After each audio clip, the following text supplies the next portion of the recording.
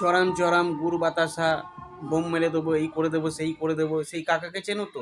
অনুব্রত কাকা, ওই জেল ফের খেটে আসলো কদিন আগে। হ্যাঁ, বুড়ো হয়ে গেছে কিন্তু বুড়োর ভেলকি কমেনি।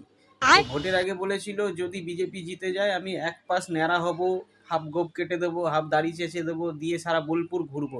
তো এখন আর খুঁজে পাওয়া যাচ্ছে না, গর্তে ঢুকেছে যে ঢুকেছে আর বেরাচ্ছেই না। তো ওখানকার স্থানীয় বাসিন্দারা যারা কাকাকে খুব স্নেহ করে, যে কাকা কথা দিয়েছে রাখতে হবে, তো কাকার কথা ভাইপোরা রাখছে।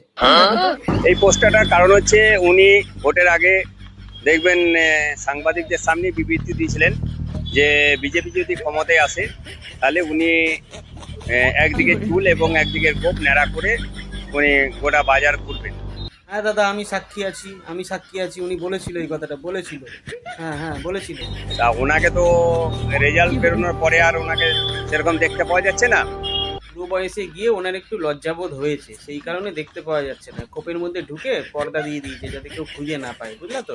উনি একটু ঢোল ফুল ভালো বাজায়, নকুল দানা বাতাসা দেয়। এবার তোমরা যদি এবার ঢাক ভেবে আবার পিটিয়ে দাও, সেই কারণে আর বেরাচ্ছে না। বয়স হয়েছে না, চামড়া এরকম কুচকে গেছে, এখন বাজালে ধুপ ধুপ করবে, ঢম ঢম করে আর আওয়াজ হবে না।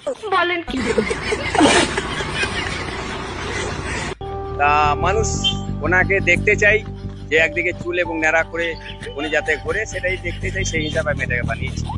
তোমার যে এই মহৎ কাজ, এই সারা পশ্চিমবঙ্গবাসীর জন্য তুমি যা করে দেখিয়েছো দাদা, তোমার এই কাজের কোনো তুলনা হয় না।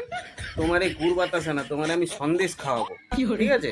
আর ওই ওই কাকা যদি পাও কোনোদিনও, কাকার একটু নিয়ে ঘুরিও, এই টোটোর মধ্যে ভাড়া নেবে না কিন্তু, হ্যাঁ, টোটোর মধ্যে একটু ঘুরিও, মানুষ দেখবে একবারে ফুল চন্দন দেবে তোমার। তুমি তো ভাইরাল একেবারে। হ্যাঁ, তোমাকে আরেকটা কাজ দেবো দাদা।